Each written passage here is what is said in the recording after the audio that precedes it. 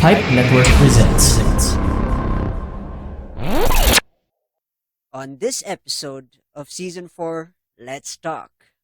It's in the brokenness where you learn to find your peace.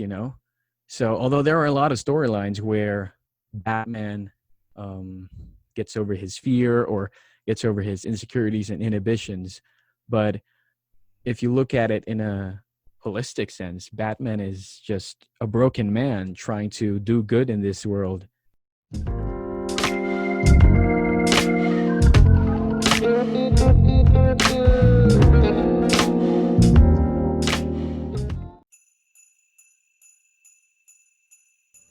On behalf of my guest here in the Rajiv Show, we would like to wish you a very Merry Christmas and a Happy New Year.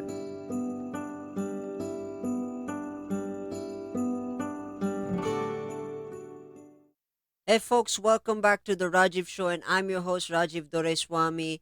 And this show aims to help reach out to those who are currently struggling in life and to remind you that life is indeed beautiful when you're inspired to make it your own. My guest today is, of course, David Riley. Wait, did I get it What's right? up, Rajiv? Yeah. Yep, you did. Awesome, Thank you so much for awesome, having me. awesome.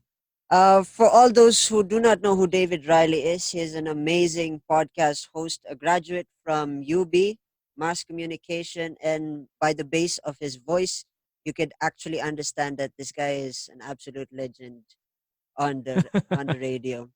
So, pal, give us a little bit of background about yourself, tell our fellow listeners. Yeah, so my name is Riley, and I've been working on the radio for how many years? 7 years now, I think. Yeah, 7 years. 2013. That's when I started. What else do I do? I started there on our local radio station as an intern, and I have plans to really apply there after I finish my internship. But there was a slot that came up because the DJ who I'm handling a program now was supposed to leave or was leaving. And they were like, you know what?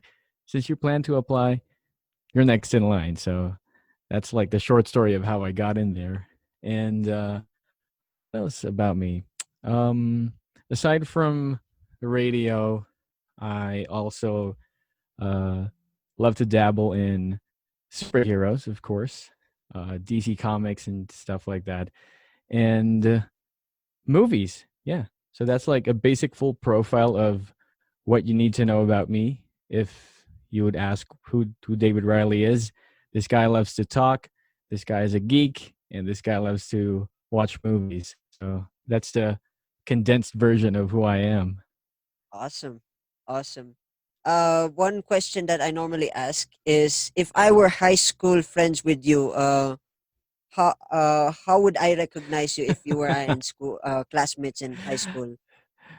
High school friends. Oh God. I was a dipshit, and oh, can I swear? Yeah, sure. Okay, all right. So yeah, I was. If you were my high school friend and they would ask you about me, I would tell you, you'd tell me that I've always been really noisy and I'm a dipshit and I'm a troublemaker. So that's how my high school friends would always describe me to be, and my teachers as well. Like my main definition of that is like, were you ladies' man or were you uh, a jock? Troublemaker all throughout. Nope, All right. troublemaker all throughout. All right. We would have had fun in high school. All right. Oh, yeah, man. We would have set fires all over the place. That would have been interesting. All right. Right? Let's get into the four basic questions that I ask my guests. Who is your greatest motivator and why? You know what? This is actually a hard question. My greatest motivator. Well, it used to be when I started working in the digital marketing industry. It used to be uh, Gary Vaynerchuk. If you know him, Hmm. you might Yeah. you might have heard of his name, Yeah. Gary Vaynerchuk. And uh, he'd always churn out like good shit, like how to hustle and grind, how to do better in your work, or how to just be a good marketer for my career and stuff like that. But eventually, I grew out of his philosophy because back then I believed in the hustle mentality, working, just working, working, and having no time for rest and stuff. But uh, I eventually grew out of his philosophy, although I still find him motivating enough. But now I think it's the greatest motivator that I have, that I look up to, people that I look up to, is Joshua Fields Millburn and Ryan Nicodemus. I think I've mentioned this in one podcast before that I did. Mm. They're the guys from the Minimalists. So Oh, they are interesting. definitely guys that you should check out if you want to live a more intentional life. They're the ones who taught me how to live more intentionally and not, uh, you know, go with unnecessary stuff and Mm. just stick with the things that are essential. And another one is probably Matt Diavella as well. He's a filmmaker, also a minimalist. So basically, my life revolves around, or my life purpose or philosophy revolves around the concept of minimalism. So I tend to gravitate towards people who promote the same things and talk about the same things because, it's where I get value from. So they are my greatest motivators, the minimalists and Matt Diavella, I guess. Wow, that's intense.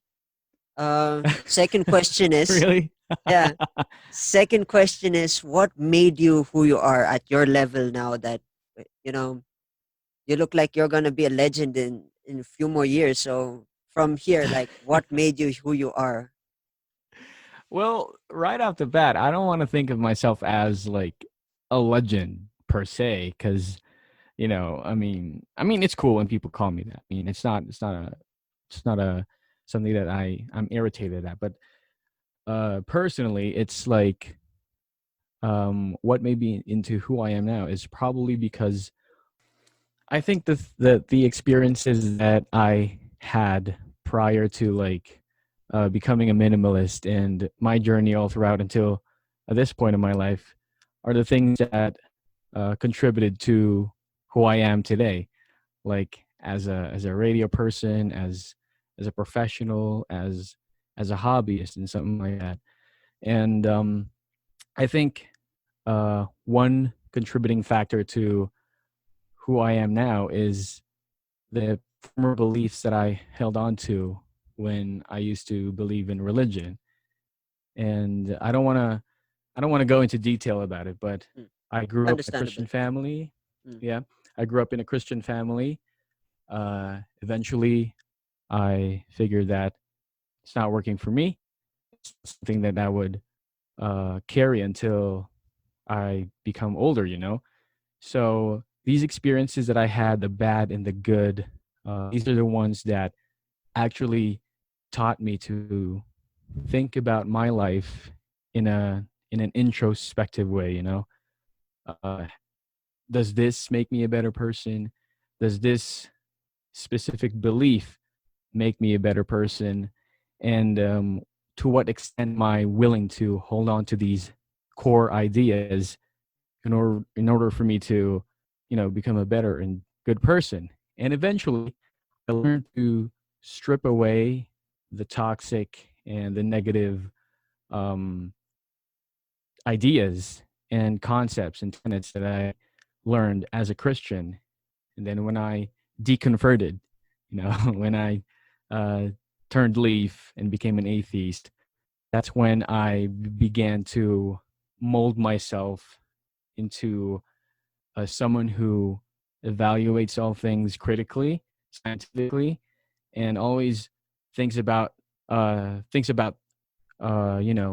ways where I can be better and not be an inconvenience to other people. You get what I'm saying? Yeah, that's true. Like, it's not something that would hinder me to be of just be a genuinely good person without the need for Pro- religion. So going societal back to your improvement. question, Yeah. yeah, definitely. So going back to the question, what made me into who I am now? It's my former beliefs. They made me better. I I don't believe them in them anymore, but they helped me, um, transform myself into this Riley person That. now. I can't say that I'm perfect, but Yeah. at least I know that I am in a better place mentally, spiritually, psychologically. Wow. That's just interesting right there. This is a little bit of throwback question. If today was Uh-huh. yesterday, what would you keep and what would you let go of? Like today, yesterday, like Yeah. June 20 something, or like yesterday. Yesterday, like Uh, something from the I past that you would think like to keep. uh, I don't know, because most of the things that I had in the past as someone active in church Mm, are still the things that I hold on to now, like my music mm, and the way I, the way that I'm good at music. It's what I learned serving in church, like training by ear, playing well. Those are the things that um, people might think you would like to let go, so mm, that you won't be thinking about your past that much, or in a trauma kind of way. mm, But I chose to keep it until now. So if I would be able to keep something from yesterday, mm, it's still gonna be the same things that I'm keeping right now, which is my love for music, and maybe the way that I am in front of people when I talk, mm. you know. So I didn't actually let go of some stuff moving forward. I took them and used these things to my advantage, although not in a what do you call this, in a theological way, more of a uh personal growth kind of way. So Oh, yeah, it's does like, that make sense? yeah, it's like taking the way I heard it is like how you took something from the past that was a negative and turned it into a positive. There's a famous line, Yeah, something like that, something yeah, like that. somewhat a Although I famous don't think line that from Michael Jordan in his Last Dance. Spoiler alert for those who haven't seen it. I And haven't seen it. yeah, the last No, it's the last okay. of my questions is, what are your thoughts for the future? My thoughts for the future, huh? Well, I am I'm a person who lives in the now, and someone who doesn't really obsess about the things that I do now that could affect my future. I'm not one of those people who I have to be better at this because in the future this is going to be this and that, or I have to just psych myself up to be this person, or to get to this point in time, or to get point A to point B, so that I will be able to go to point C with flying colors and stuff like that. But I'm more of a realist and practicalist. That's also one of the things that minimalism taught me, is to live in the now and continue building yourself up in the present, let the future take its toll. Although I have like um, a general vision of what my future is going to look like for Mm, example, I would definitely love to like die, uh what do you call that, die as a radio jock, like doing this for 30, 40 years until I'm like old and gray. That's something that I envision myself doing until the future. But in terms of career, I don't want to be a digital marketing person until I die. You know what I'm saying? It's something that um, I think about in terms of a passion for my hobbies or what I do, because I don't think of my radio job as a job. yeah. I think of it as a hobby that pays. And if you think about it that way, you're not actually pressured to, or you're rarely going to experience burnout. Although I do experience burnout, but not that much as compared to my regular paying job, you know? So I think the future looks really bright for me. I mean, with all the things that I'm doing right now, the podcast thing and the connections that I'm making with my friends and other new people, you know. So I feel like the future is what your present um, passions and present goals will dictate. Because I'm the type of person who doesn't fret over or obsess over the future, because I would only subject myself to countless worrying and trying to compensate for that intangible view of the future. So I tend to always focus on the present and let the future come after the good things that I do in my present. Build it as you go, I guess, is what you're Yeah, trying to yeah, say. exactly. Something like that. Yeah, exactly. Awesome. Since you've covered your motivation and your philosophy, let's get into one of our favorite segments, which is the art talk segments. This is where we go crazy. All right. Um, First of all, uh, let me introduce my favorite characters that I've done over the last years. I'm a Batman fan. I don't know. Same here. Okay, now we're clicking. Now we're connecting. Mm-hmm. And Yeah. my reasoning to the character is I don't. I would like to hear your thoughts on him first, and then I will share you my fair share thoughts of why I love Batman. Okay. Of course, on a more trivial sense, my love for Batman started as a kid. He looks cool. Out of all the other superheroes from the DC universe, he's the only one who has a badass looking face, Mm, costume. Dresses as a bat, and as compared to all the others who wear fucking underwear outside. Although he also does that, but get the point. But yeah. as a kid, that's how I thought him to be. So he's someone really cool. He has a lot of gadgets. He's just human. He's human, but he has like an enormous amount of arsenal to help fight crime. But as I grew older, I learned to look at the character uh, in a deeper way. Like he's not just someone who's rich, Mm, who has the resources to take down people, take down crime, but he is a lonely, broken man who's just trying to get over his trauma by being violent and at the same time not violent.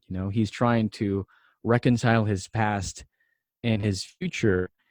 And he's a character that's always conflicted, no matter how much people would try to defend him as a focused individual, as someone who knows how to control his mind. mm. At the end of the day, and at the end of every comic panel, Batman is conflicted. And I have a tendency to uh like associate myself with people who are like that, because uh you know it's in the brokenness where you learn to find your peace. So although there are a lot of storylines where Batman um, gets over his fear or gets over his insecurities and inhibitions, but if you look at it in a holistic sense, Batman is just a broken man trying to do good in this world. So that's like the deeper sense of why I love the character so much. Wow. I love how you added that philosophy on Batman. That's freaking Yeah, I deep. think that way. Yeah. All right. Before I give my opinion, we'll catch up in the short break, and then let's talk about my thoughts on Batman. All right. Okay. This episode is sponsored by Dulce House, the online shop for your guilty pleasure. Use the promo code PIPE to buy chocolate chip cookies, Oreo cheesecake cookies, and other baking goodies. The promo code is PIPE. Go to the link in the description to find out more. If you want to learn something new or useless about the world around you, Why don't you try listening to the Banyu podcast reflushed on Spotify, Anchor, or any podcast app that you use? All right, folks, welcome back. And this time I'm here with David Riley, a phenomenal voice, and we're just talking about the art segment, Appreciate and it. we're Yeah. talking about Batman. And this time I'm going to share my thoughts and my insights on Batman as well. Batman is the counterpoint. During my research on Batman, Batman is the counterpoint of Superman. And when you think Hmm. about it in the logical sense of colors, the main ideology of what Superman stands for is, if you think of Superman without even having the image, you think about that colorful, that bright. And in Yeah. Batman's world, it's more of the darkness side. And how I see it in terms of Right. heroes and villains is very interesting because if you look at the rogues gallery of Batman, you got Joker. If you compare Yeah. Joker to Superman, they both have color, but they have a different psychology and the different connection. Joker Hmm. kills out of fun, but he's a colorful character, and Superman does, uh, you know, colorful, as I mentioned earlier. But if you think about it, it's like a hero version of how you see Joker that creates that counterbalance for Batman. And of course, the other Hmm. countless galleries complement strengths and weaknesses for Batman. And it's really interesting how Batman looks at things in terms of he understands the fact that he is weak, but then his determination Right. and his goal. And for people who are tuning in, I'm sure they're gonna hate me because I love BVS, the way the portrayal of Hey, I do Ben, too. yeah, I do too. Ben That's Affleck, a masterpiece, man. yeah, Ben Affleck's portrayal really captured that Dark Knight essence, and that's why I love Batman so much, because of that darkness, that vibe, as you mentioned, that darkness that he has inside of him. And Yeah. throughout history, had not been for the creators themselves, it had not been for that, we would have been seeing a Robin-sized Batman, which would have been a little bit more awkward than it is. Yeah. And Yeah. luckily, someone came up with the thing: just color him gray and black and underwear and all that stuff. That's one thing I love about Batman so much. And there's so much that I could cover up about Batman in terms of philosophy, stoic, in fear of danger. Hmm. I've never met a person who has that ability to be stoic in times of crisis. Now, speaking of crisis, connecting that to the pandemic, everybody is going crazy. Everybody's killing each other, and I've never seen anybody who's disconnected from the world and just doing his thing. And Yeah. when It's it like comes no to, man's land out there. yeah, and that's how Batman does his business. I mean, he finishes his work and he does it quietly. Sometimes he doesn't really go out with a bang, unless, of course, he blows up a building or stuff like that. Then that's Batman's territory right there. But yeah, Yeah. that's how Batman is, and Batman is an amazing character to dive into. And Yeah. Definitely. it's a nice topic to hopefully one day, if we have our next season, or let's have another part, let's just talk about Batman for the entire thing, and philosophy and Yeah. There's motivation. so much. There's so Yeah, much things to talk about his lore. yeah, His different storylines, his yeah. different He, facets. the funny thing about him is he's a class A superhero, and the ironic thing about him is he's just human. I mean, you think about all Yeah. the other ones: Spider-Man, Superman, all these guys, they've been bitten, or their weakness is a rock. His weakness is humanity, and his main reasoning Yeah. behind it Exactly. is very interesting. So yeah, I mean, let's let's have a spoiler-free conversation and continue this in part two. For our Yeah. next season, perhaps let's talk about that soon. That's going to be like 3 hours full of Absolutely, insightful talks about that. It's like yeah. more than the ultimate edition of Batman versus Superman. Oh, that's true. With the Justice League also, yeah, there's a lot of stuff to unpack there, but yeah. Anyway, let's move Sure. on to our next segment, which is the music talk segment. And you mentioned earlier you've been into music. Like, what are your thoughts on music and how it's changed you? I mean, I'm sure deep down you have some few love songs here and there. What are your thoughts on music and anything that you could this is say gonna about be music? this is gonna be funny because I grew up uh loving every single kind of like rock song as a kid because um my parents, not really rock song, but most Yeah. of the songs from the 80s, like those are the songs that I also grew up with. So they would play Frale Polipi, and all the other classics like who else? Like Guns N' Roses, Metallica, and stuff like that. Uh, but then like as I grew up, I learned to love rock and metal. So if you Ooh. would ask me right now, I am someone who loves to listen to metal and rock. Yeah, and Ooh. my thoughts about that is that it's very all encompassing.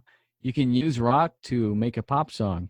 You can dilute it Hmm. to uh to a certain kind of folk, Hmm. or you can even try to use progressions from the rock genre to uh the blues and the jazz genre. And with metal, that's a whole different thing because Hmm. it's like very upgraded rock. So it's in metal that I learned to appreciate the beauty of lyrics because most people would think that whenever a metal song comes on or a rock metal song comes on, it's just screaming, Hmm. and most people won't understand what they're saying. But if you look at the lyrics, man, it's beautiful. It's so poetic. It's so raw. It's real. It's about a person's struggle or about the beauty of life or about finding hope, stuff like that. And that's what really made me connect with the metal genre.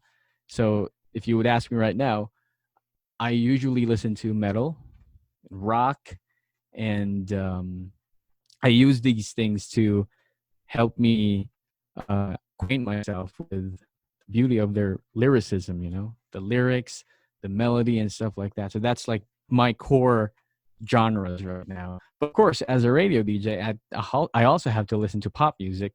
So I'm not ashamed to say that I also listen to pop because if you're a music lover, you have to love every genre, or at least have a taste for each and every genre, like a buffet.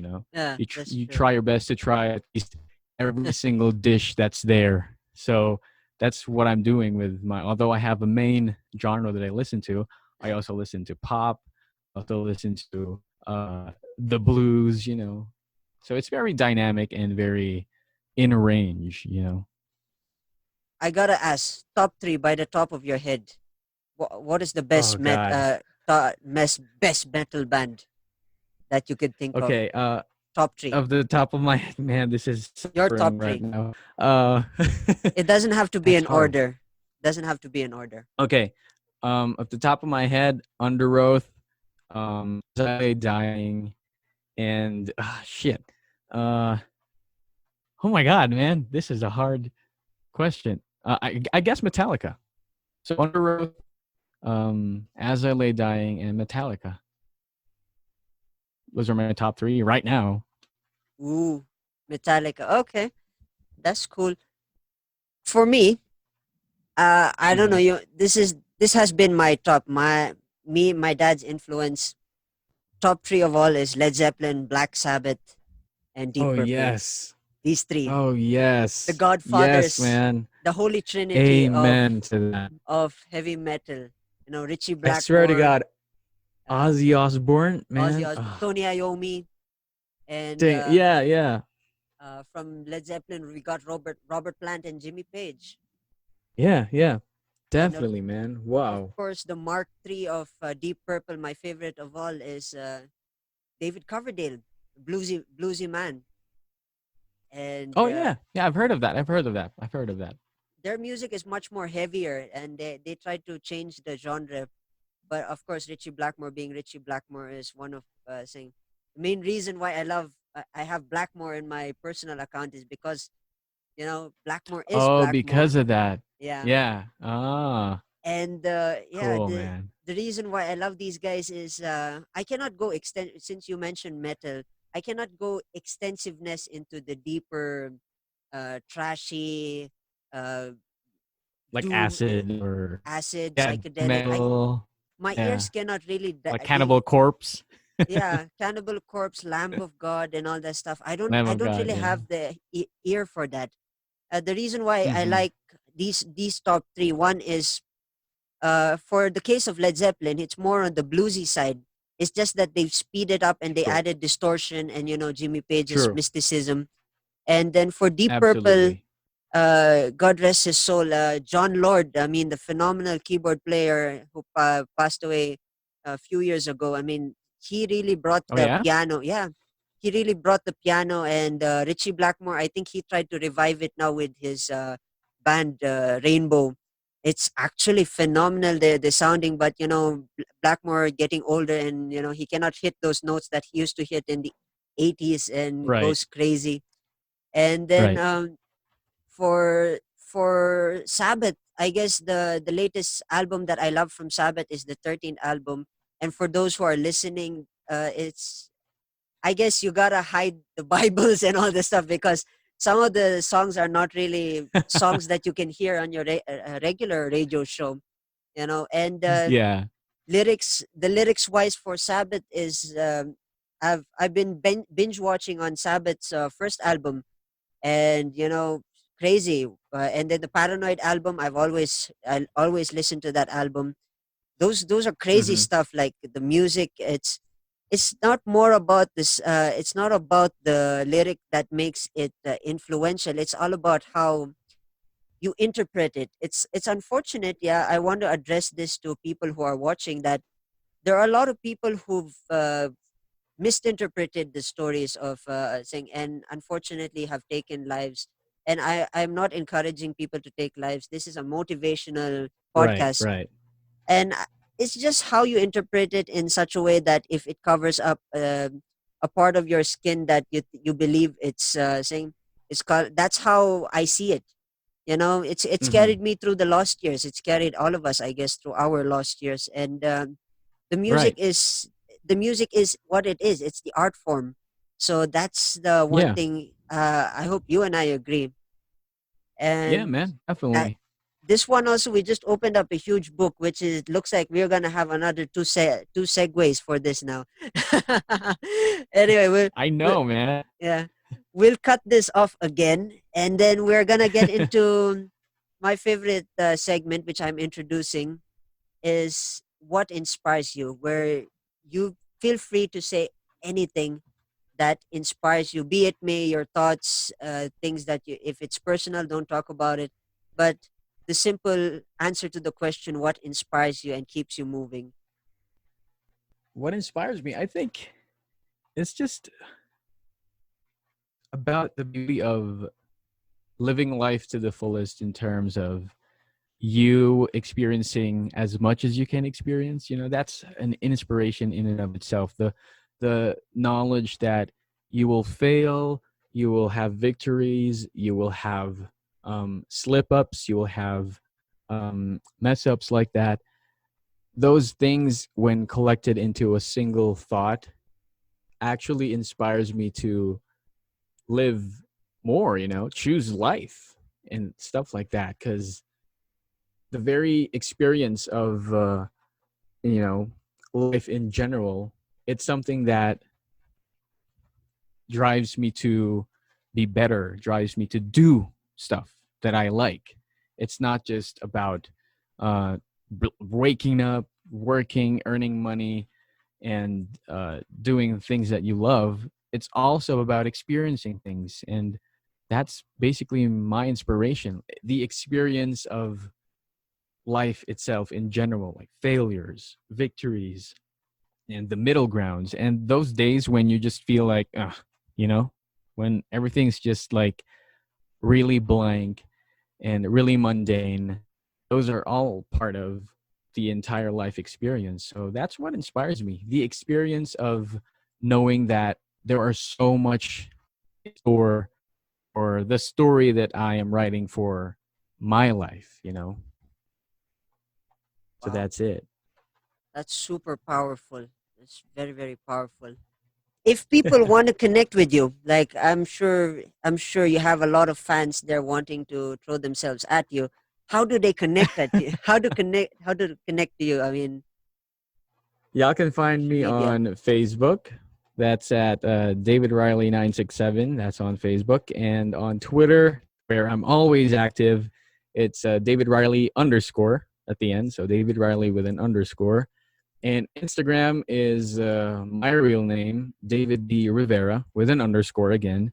So that's like David D. Rivera in one handle with an underscore at the end. So those are my main socials. But if not, if you want to look at my professional stuff, the things that I do at work, it's about me, about.me/David D. Rivera. Awesome. Awesome.